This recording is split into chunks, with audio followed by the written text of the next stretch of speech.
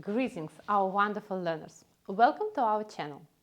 When we did or did not do something in the past, we feel embarrassed or have regrets about it. How can we express our feelings? What kind of grammar should we use? If you need a bit of help with this, stay with me until the end of this video and find out more about this grammar.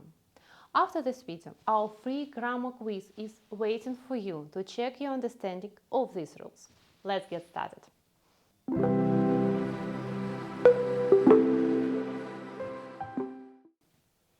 When we have a situation in the past, and as I mentioned before, we did or did not do something, or someone else did or did not do something, we want to express our feeling about it. We use modal verbs in the past.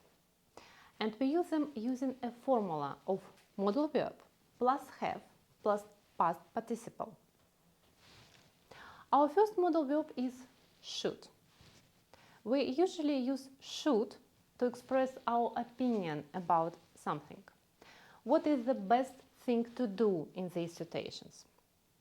We use should plus have plus past participle. Expresses things which didn't happen in the past. If it didn't happen, we have regrets about it. We made a mistake and we are criticizing ourselves. For example, I was writing a report for my boss, but I missed my deadline. My boss was upset. I was upset. And I say, I should have finished my report earlier. The real situation in the past was that the report was not ready. So I have regrets about it and I blame myself. So the construction should plus have plus past participle helps me to express myself. Another example. My mother had given me a recipe for a delicious cake, but I decided not to put some of the ingredients in. My mother told me to add them, but I didn't listen. And as a result, my cake was not tasty enough. And I'm saying, I should have listened to my mom. These were examples of what I should have done in the past. If we're talking about a negative sentence, we use should not. Sorry for arguing with your mom. I should not have done this. Or a short form, I shouldn't have done this. I drank too much coffee in the evening and I couldn't fall asleep. I shouldn't have done it. Our next group of modal verbs are could, might and may. We use could plus have plus past participle to talk about a possibility in the past to do something, but it was not done.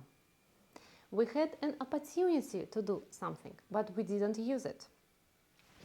We use could or might or may plus have plus past participle to say that something was true or happened in the past.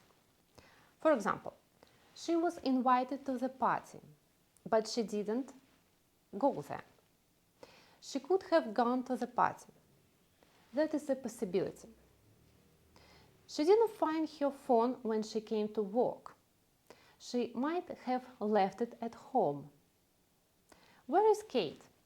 The train arrived an hour ago. She may have missed it.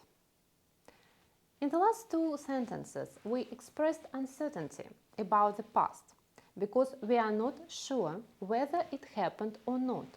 We only guess. But when we are sure or certain about the situation in the past, we use must plus have plus past participle. Kate, you're wet. Where's your umbrella? I must have left it in the train. I failed my exam. I must have needed to study harder. Remember, past modals are always about the past. Past modals verbs follow with have. The word have is not changed. due to the third part. I hope this was a clear and helpful explanation. And to check this, please follow the link in the video description to do the free grammar quiz to see if you understand this grammar correctly. Thank you for watching, and if this video was helpful for you, please don't forget to like and subscribe to our channel, as it is much appreciated. Thank you and goodbye.